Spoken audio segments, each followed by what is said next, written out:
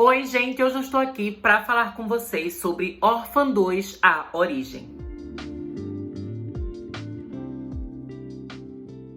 O novo filme da franquia A Órfã chegou nos Estados Unidos na semana passada. Ele foi lançado no streaming da Paramount Plus e também teve alguns lançamentos em cinemas selecionados. Aqui no Brasil, o lançamento vai ocorrer exclusivamente nos cinemas e apenas a partir do dia 15 de setembro. Vocês sabem, que normalmente eu sempre espero os filmes chegarem aqui no Brasil, mesmo, que muitos outros canais façam vídeo, eu sempre espero chegar nos cinemas, como foi o caso, por exemplo, do último filme de terror, da A24, que foi lançado, o filme X, A Marca da Morte. Ele já foi lançado lá nos Estados Unidos, no primeiro semestre desse ano, mas eu esperei até o mês passado, pra assistir oficialmente aqui no Brasil, no cinema, e pra mim valeu muito a pena. Mas no caso, gente, de A Órfã, algumas coisas vão acabar acontecendo comigo, em setembro, que tornariam impossível, que eu fizesse o vídeo quando o filme fosse lançado aqui no Brasil, nos cinemas. Por causa disso, eu acabei decidindo assistir logo, Eu até cheguei a fazer uma enquete lá no meu Insta pra saber se vocês acham que eu deveria mesmo fazer esse vídeo ou não, e a maioria falou que eu deveria sim, Então foi por isso que eu assisti. E hoje eu estou aqui, pra conversar com vocês sobre tudo que eu achei de A Órfã 2. First Kill, como o filme é conhecido lá nos Estados Unidos, tem a proposta de ser um prequel, ou seja, conta pra gente uma história anterior àquela que a gente viu lá no primeiro filme. Dessa vez, quem está no papel de diretor é o cineasta William Brent Bell, que é bastante conhecido, por seu trabalho em O Boneco do Mal e A Filha do Mal. Além disso, a gente tem de volta a atriz Isabelle Fuhrman, voltando a fazer o papel da protagonista, da vilã Esther. As primeiras notícias sobre esse prequel saíram há muito tempo, e o filme demorou bastante para ser lançado. Por causa disso, muita gente na internet, às vezes até duvidava que esse filme de fato ia acontecer ou não, O pessoal tava muito em dúvida, porque demorou muito pra ter trailer, pra ter um anúncio oficial. Mas finalmente, gente, desde que começou o marketing realmente, do filme, que eles começaram a mostrar algumas imagens inéditas, mostrar o primeiro trailer, o público da internet começou a se dividir. Algumas pessoas ficaram muito animadas, porque A Órfã foi um filme que marcou muito o gênero de terror nos anos 2000, O filme, ele foi um sucesso de bilheteria, mas aqui no Brasil, especificamente, eu percebo que esse filme, assim, ele é um sucesso enorme, Lá nos Estados Unidos, muita gente reconhece a qualidade do filme, mas eles consideram como um filme, underrated, um filme subestimado. Aqui no Brasil é o contrário. Eu acho que todo mundo gosta muito de A Órfã e respeita muito esse filme, A Órfã, Eu acho que acabou sendo algo da geração aqui dos anos 2000 que acompanhava filme de terror, Esse filme acabou atingindo diretamente esse público, Então muita gente aqui ama essa história e estava muito ansiosa para ver uma continuação. Quando o trailer saiu, o que aconteceu foi que o filme, ele tinha um visual que era um pouco mais pobre, digamos assim. O filme, ele tem uma cara, de que não teve um grande orçamento. Isso é algo que acontece com vários filmes de terror, Mas acaba dando aquela quebra de expectativa, Especialmente quando a gente compara com o primeiro filme, que tem uma qualidade muito superior, sabe? Você vê a questão da cinematografia do filme é muito mais rica, no original de 2009, do que nesse prequel, Isso é algo que a gente já conseguia ver pelos trailers. Além disso, como eu falei, a gente tem o retorno da atriz Isabelle Fuhrman. Porém, na época que ela gravou o primeiro filme, ela era de fato uma criança. Mas agora ela já é uma adulta, de 20 e poucos anos, fazendo o papel de uma criança. E eles disseram, que não pretendiam usar CGI, e muitos efeitos digitais para fazer com que ela parecesse mais nova, para rejuvenescer a personagem. Eles tentaram fazer tudo com maquiagem e efeitos práticos, Então a gente tem vários movimentos de câmera, e ângulos de câmera que são feitos para dar a impressão, de que a Esther, ela é bem mais baixinha do que os adultos com quem ela está interagindo, Inclusive os atores adultos, eles tiveram que usar uns sapatos, assim como as plataformas, para eles ficarem super altos, em comparação a ela. E eu acho que isso foi feito de uma forma muito legal, Fica muito interessante quando você assiste o filme. Mas eu achei que a parte da maquiagem para fazer a atriz parecer mais nova não funcionou. Toda vez que a gente tem cenas, que focam mais no rosto dela, fica muito óbvio que ela é uma mulher adulta e não uma criança, Então aquela ilusão de ser uma criança acaba se perdendo, E o terror acaba enfraquecendo em relação ao primeiro filme. Apesar de eu achar que nesse prequel, a Esther, ela tá menos assustadora, porque fica muito claro pra gente que é uma mulher adulta e não uma criança, eu ainda assim, acho muito legal a entrega da atriz, a Isabelle Fuhrman, Dá pra perceber que ela realmente tá levando esse papel a sério e que ela tem um carinho muito grande por essa personagem e por esse universo, sabe? Eu acredito que ela mais velha, sabe, revendo esse filme, vendo o impacto que ele teve, no legado dela no cinema, ela provavelmente ficou muito apaixonada, com muita vontade de trazer essa personagem de volta por causa conta disso, né? E eu acho que isso é algo que você sente no filme, sabe? Você sente um grande respeito pela personagem, um grande carinho, sabe? Uma grande vontade de homenagear os fãs e também de relembrar algo que ela fez quando era criança e que foi um sucesso, né? Que foi super importante pra carreira dela. Eu achei isso super legal, sabe? Eu gosto quando tem aqueles atores que eles realmente estão apaixonados por aquilo que eles estão fazendo, e eu gostei que ela deixou essa paixão transparecer. Você vê, né, que ela realmente tá dando o melhor de si, mas eu não sei se talvez esse filme ele tenha sido feito tarde demais, sabe? Eu acho que se pelo menos ela fosse adolescente, ele talvez tivesse funcionado melhor. Mas pra mim ficou muito claro em todo momento que ela era uma mulher adulta.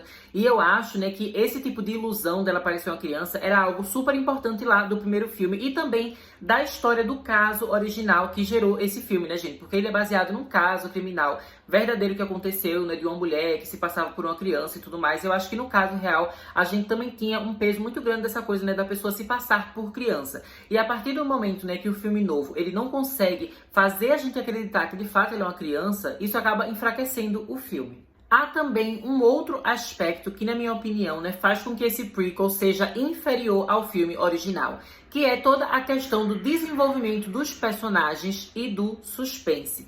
Lá no primeiro filme, né, a gente vê a Esther indo fazer parte, né, de uma família que ela é adotada.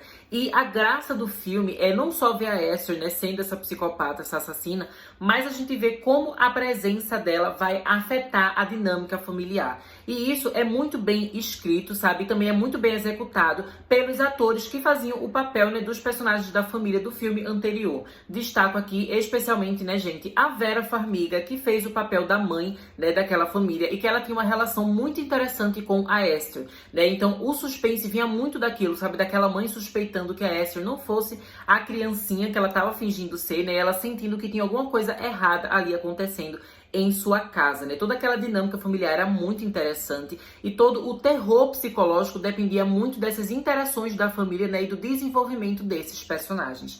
Já aqui na sequência, eu achei que essa família, né, ela é muito genérica e eu achei que ela não foi desenvolvida tão bem. No decorrer do filme, há, né, um plot twist, uma reviravolta que tenta fazer essa família parecer mais interessante, né? Reviravolta é algo que já faz parte da franquia Órfã desde o primeiro filme, né? Porque também lá no primeiro filme a gente não sabia que a Órfã era uma mulher adulta se passando por criança, né? A gente só descobre isso lá no final. Já aqui nesse filme a gente já sabe disso, né? Desde o início, porque o filme ele entende que você já conhece o filme original, então ele não explica novamente a origem da personagem. Ele não explica novamente, né, quem ela é e tudo mais, a gente já sabe disso, né? A gente até vê no início do filme, tem um momento, né, que ela tá lá no manicômio, né, enfim, mas o filme não fica explicando quem ela é, sabe? O filme, ele entende que a gente já sabe, que a gente já conhece essa personagem e segue daí em diante. Então eles precisavam de uma outra reviravolta, né, uma outra surpresa para fazer com que esse filme conseguisse impactar o público, assim como o público foi impactado pelo primeiro filme, né, quando ele foi lançado.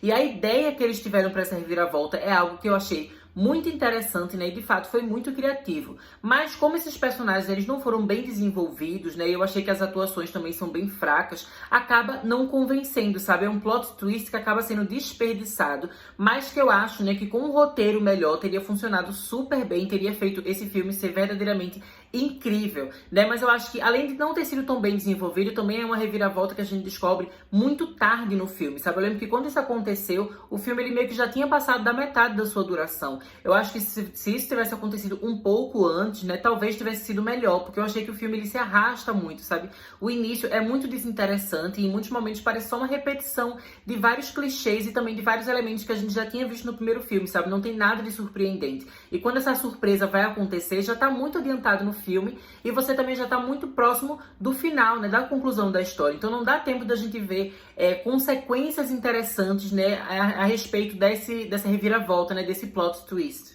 E isso acaba, né, me lembrando mais uma coisa que eu queria apontar, que eu não curti tanto nesse filme, que foi a duração. O primeiro filme, gente, ele é bastante longo, né? Ele tem 2 horas e pouco, o que para um filme de terror é uma duração bem extensa, né? Normalmente a gente tem filme de terror com 1h20, 1h30. Então, quando o filme de terror tem 2 horas, ele acaba se destacando. E eu acho que lá no primeiro filme a duração foi perfeita, né, para desenvolver todas aquelas relações familiares.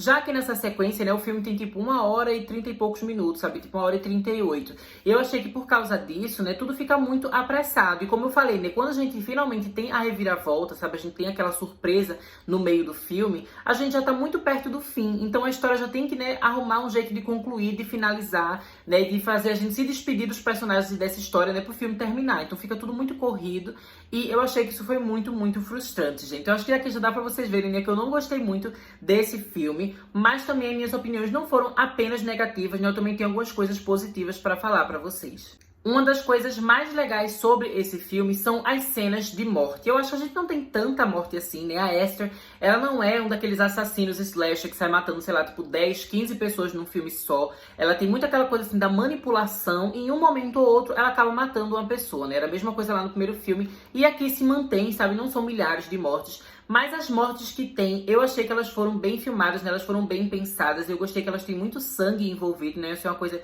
que eu gosto bastante, né? Eu gosto de gore, eu gosto daquele vermelho mesmo do sangue. E aqui a gente tem muito sangue, a gente tem a Esther melada de sangue, sabe? Então eu achei que isso é legal, isso é uma coisa que visualmente me instiga, né? Eu achei interessante. Também gostei, assim, de como eles fizeram a questão, né, para as cenas que ela tá perseguindo alguém, que ela tá matando alguém, ela ainda assim parecer pequena, né? Porque quando a gente tem cenas de diálogo e cenas mais tranquilas, eu acho que faz mais sentido, assim, você consegue entender como foi que eles conseguiram fazer ela parecer menor que os outros, né? Com aquela coisa das plataformas, como eu falei, né, os ângulos da câmera. Mas quando a gente tem um momento, assim, de mais agitação, eu acho que isso acaba sendo mais difícil, né? E eu gostei das soluções que eles tiveram aqui dentro do filme, sabe? A gente tem a câmera com um movimento assim mais tremido, mais agitado, em momentos que a gente vê a Esther atacando alguma pessoa, né? Pra dar aquela ilusão que ela de fato é pequena. E eu achei que pra mim, né, isso foi bem feito, eu achei que acabou funcionando. Outra coisa que eu achei interessante, né, é a forma como o filme aborda a Esther como uma vilã falha. Normalmente, né, nesses filmes de terror, a gente tem sempre aquele vilão que ele é muito perfeito, sabe? Que ele consegue fazer tudo que ele quer, que tudo dá certo, né? Que ele é muito imbatível. Mas a Esther é diferente, né? A gente vê que aqui ela tá numa situação bem diferente, né, daquilo que a gente tinha visto no primeiro filme, né? Porque no primeiro filme ela é adotada, então ela tá fazendo o papel de uma criança nova que aquela família não conhece, né? Eles estão se conhecendo pela primeira vez. Mas aqui nesse prequel, ela tá se passando por uma criança real, né? Tem uma família, né, que a criança desapareceu e já faz vários anos, né? Faz 4 anos que essa criança tá desaparecida e ela vai fingir que é essa criança, né? Então ela é encontrada e é levada para essa família, né? Então ela tem que fazer uma atuação que é mais complexa, né? Ela tem que se passar por uma criança que de fato existia, né? Então ela tem que ver como é que a criança se portava, né? Como é que ela se referenciava à mãe e ao pai, sabe? Qual é a palavra que ela usava. Tem um momento, né, que ela fala muito father e a mãe começa a mostrar que achou estranho, porque a menina dizia daddy, sabe? Ela não dizia father. A mesma coisa com a mãe, né? Que ela chama de mommy, que era algo que ela não sabia, né? Quando ela aprende, ela começa a tentar chamar a mãe assim, né? Pra fazer o papel dela como essa criança perdida, né? Funcionar melhor e realmente ela convencer essa família. Então achei que isso é muito incrível, né? E assim, em vários momentos do filme, a gente vai vendo ela fazendo coisas erradas, né? Tipo, tem uma cena que ela tá tentando ouvir algo que um policial tá falando, né? Pra ver se o policial tá suspeitando dela ou não. E aí ela, como a criancinha, né? Ela tenta fingir que vai pegar água pra deixar, né, os pais sozinhos lá com o policial, mas ela fica na porta ouvindo, né? E aí quando ela entra de volta na sala de jantar, o copo dela tá vazio. Aí o policial fala, nossa, mas você não foi encher o seu copo d'água porque seu copo tá vazio. E ela fica meio nervosa, né? Isso é uma coisa que a gente vê uma falha dela, né? Porque se ela fosse uma vilã super perfeita, que sabe tudo, ela teria lembrado, né, de encher o copo pra poder se passar de vítima, se passar de alguém que não estava ouvindo a conversa. Mas como ela esquece, né, de fazer isso, a atuação dela não fica tão perfeita, né? Então as pessoas começam a suspeitar. Eu achei que isso foi interessante, né? Inclusive eu senti também que, diferente do primeiro filme, que a gente, né, se conectava mais com a família e tinha medo da Esther, dessa vez eu senti que a gente se conecta mais com a própria Esther, né? Porque a gente vê mais sobre o ponto de vista dela. Então a gente acompanha ela tentando fingir que é a criança perdida e, de certa forma, o filme acaba fazendo com que a gente torça por ela, né? Porque ela é a personagem mais interessante do filme, sabe? Ela é a parte mais legal. E a família, você acaba não ligando muito, sabe? Você não fica torcendo pra família se salvar nem nada do tipo. Eu achei que isso foi um jogo interessante, né? Uma troca de papéis interessantes, né? De fazer a gente se conectar mais com a vilã do que com as suas vítimas. Levando em conta, né, tudo que eu achei de positivo e de negativo sobre esse filme, eu consigo perceber que ele é um filme, assim, bem mediano, sabe? Ele não é um filme que é incrível e que eu tô super animado, né, depois de ter assistido, e que eu vou falar pra vocês, meu Deus, corram pra assistir, sabe? Não é esse tipo de filme. Mas também não é um filme, assim, que é revoltante de tão ruim, sabe? Que estraga a órfã, né, que estraga o primeiro filme, que diminui, né, a qualidade da franquia como um todo, da personagem como um todo, sabe? Eu não senti isso. Eu acho que uma palavra-chave pra definir A Órfã 2 é que esse é um filme inofensivo. Ele é um filme, sabe, que ele não é bom, então ele não vai acrescentar nada de novo, nada de melhor à história da órfã que você já viu lá no primeiro filme, sabe? Não tem nada aqui que você precise consumir, né? Que você precise assistir. Mas, ao mesmo tempo, se você assistir, não vai ser algo que vai estragar o filme anterior, né? Porque tem algumas sequências de terror que são tão ruins que, de certa forma, acabam estragando um pouco o primeiro filme, né? Enfraquecem o primeiro filme. E eu achei que A Órfã não é assim, sabe? Ele é um filme simplesmente ok, sabe? Valeu a minha noite assistindo ele. E eu acho que pra você pode ser que valha a pena também, sabe? Mas, assim, eu não recomendaria que você fosse assistir no cinema, né? Porque, como eu falei, o filme ele não é grande coisa e também no aspecto, assim, visual, cinematográfico, é um filme bem sem graça, sabe? Em vários momentos ele parece mais uma produção feita pra TV do que realmente uma produção pra cinema, né? Então, acho que é um produto que faz mais sentido você consumir em streaming, sabe? Especialmente se for um streaming que você já assina. Se quando o filme chegar aqui no Brasil, ele também for lançado na Paramount Plus, se você não assina Paramount Plus, eu acho que não vale a pena o mês da assinatura, né? Mas se você já assina Paramount Plus, vai lá assistir, né? Que eu acho que vai acabar valendo a pena. Mas é um filme, assim, que eu, particularmente, não investiria meu dinheiro nele, sabe? Se ele chegar a ser lançado em Blu-ray, eu não pretendo comprar, sabe? É um filme, assim, que pra mim foi uma coisa que eu vi, não me interessou, também não me incomodou, e é isso, sabe? Semana que vem eu esqueço que esse filme existiu, né? Mas eu acho assim, que se você é muito fã de A Órfã, sabe? Se você ama a atriz, se você ama a personagem, ama o primeiro filme, com certeza tenta dar uma chance, né? Porque, como eu falei, é inofensivo. Então, no máximo, o que vai acontecer é você esquecer esse filme depois, sabe? Não é um filme que vai te revoltar, como algumas outras sequências de outros filmes de terror acabam revoltando. Mas é isso, né, gente? Não deixem de se inscrever aqui no canal. Deixo vocês por aqui. Até mais!